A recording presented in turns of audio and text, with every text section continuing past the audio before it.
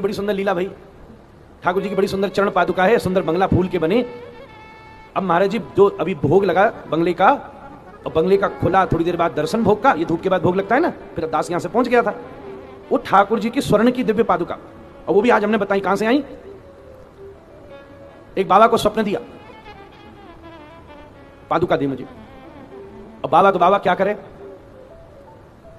कहीं कुछ है नहीं, तो मंदिर में ही ऑफिस में कहकर एक छोटे से पद में मंदिर में सेवा करी, जिसमें सैलरी मिली 1 वर्ष 5-7 हजार।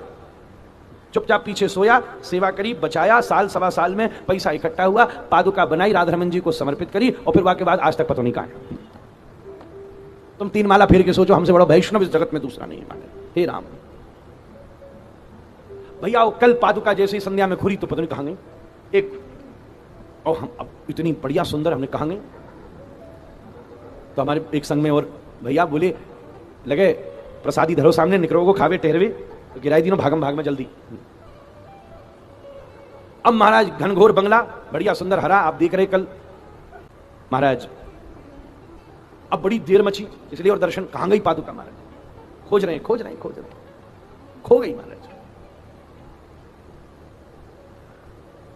खूब सब जगह टटोलियां मिली नहीं। शयन आरती के पश्चात जैसे अब हमने कहा बंगला उतरेगा, हम 2 लोग बाहर खड़े रहेंगे, वहीं कहीं छुपी होगी। जैसे ही महाराज दिव्य शयन आरती भाई, श्री ठाकुर जी की दिव्य मंगलमयी पादुका ठीक सामने विराजमान, वहीं सामने थोड़ी सी आगे पड़ी मिली। तो हमारे वो साथ वाले भैया बोले चलो डोल डाल के वापस आएंगे महाराज। तो हमने उनसे पूछी गयो कहां था ये तो बताओ। तो बोले कहीं ना गयो, सामने इतना सुंदर कीर्तन हो रहा था, भक्तन में नाच रहे हो महाराज।